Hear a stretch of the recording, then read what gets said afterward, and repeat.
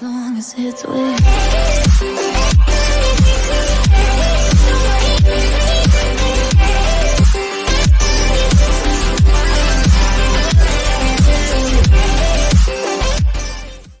Isang magandang araw na naman po sa ating mga viewers. Nandito na naman po tayo sa panibagong episode ng Poopy Mac TV Property and Lot Vlogs upang silipin po ang isang residential farm lot dito po sa bayan po ng Kuya po, Nueva Ecija. So layo po natin sa Manila siguro 2 to 3 hours drive. Tapos sa Triplex mga 20 to 30 minutes drive. Tapos sa town proper is mga 10 to 15 minutes drive, no? So yan po yung location natin for today vlog. So nilibot ko na po kanina kaya medyo hinihingal na ako. Bali ito pong bibili natin ay may sukat lang po na 4,010 square meter, no?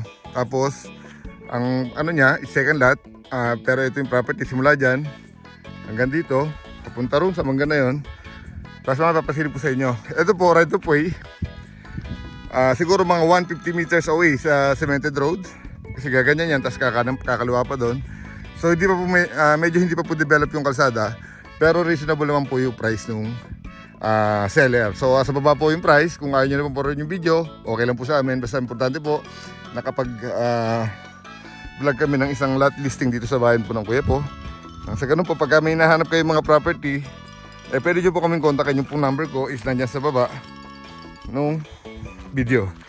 Facebook ko po, ako po si John Paul Macaso. So hanapin nyo lang po, ang profile ko po as of today is yung family ko, kasama ko yung family ko. Nandun po kami. So ito na po yun, 4,010 square meter. May 3 bunga ng mangga, may nasasaka, may 2 fish pan. So ito yung mangga, 1, 2, saka yung 3, ayun.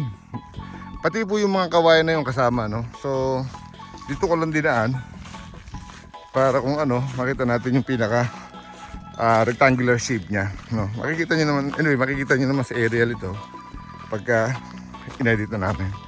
So ito, gaganyan siya. Tapos nasakop niya yung may fish pan siya rito sa gitna. Ayan, malalim po yan. So pagka kayo nakabili, mag-iingat lang din po kayo dahil baka mamaya malasing kayo, maligaw kayo rito sa property nyo. Hindi nyo malaya, may tubig yan. Rainy season po nagkakaroon ng tubig yan. So sa ngayon po dry season kasi talagang may El Nino po tayo So ang tendency po talaga natutuyo yung mga water reservoir natin. Pero pag pagpatak po ng ulan, nakita nyo may sariwa pang damo. Hindi katulad dito, talagang dilaw na yung damo. Ibig sabihin, tuyot na siya sa pagka El Nino. So yung terrain niya is mixed terrain. May flat, may rolling, may hilly. Ayan. Tapos may mountain view, may overlooking. Ito, overlooking ka na rito. Ayan, no? Tapos doon may mountain view. Tapos yun, yung mangga na yung kasama. Pati itong mga kawayan na to. May fish pan na naman doon na isa. So ayun, try natin ikutan. Baka sakaling makakita nyo para makita nyo rin sa video. So ayan, kasama pa to Ayan yung mga flat niya naman. Papansin mo parang rice terraces kasi dati siyang hill na ginawang flatland. So same here, ganun din. Mixed terrain talaga siya. Masasabi ko mixed terrain.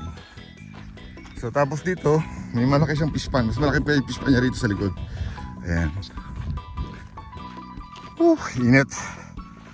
Sa salukuyan po, alas 12 ng tanghali po tayo nagbablog. Kasi po sinabay po natin sa tripping ng buyer itong list. Ayan, may tubig pala rito. Ayan, papansin nyo may tubig pa siya, di ba? So kasama po yan. Fish pan na yan, tapos may division na maliit. Para siguro sa mga isda nila, ayan. Tapos itong mga kawayan na to, kasama to. Ayan. So pako at alambre na lang po ang bibili nyo para makapagpatayo kayo ng sarili nyong kubo. So ayun. At least po nakapagpasilip na naman kami ng isang property dito sa bayan ng Kuya po. Sana po sa mga hindi pa nakakapag-subscribe, mag-subscribe na po kayo. I-hit yung notification bell na sa ganun po is lagi kayong updated sa mga listing. So yun lamang po until my next vlog. Hope to see you soon. Ciao!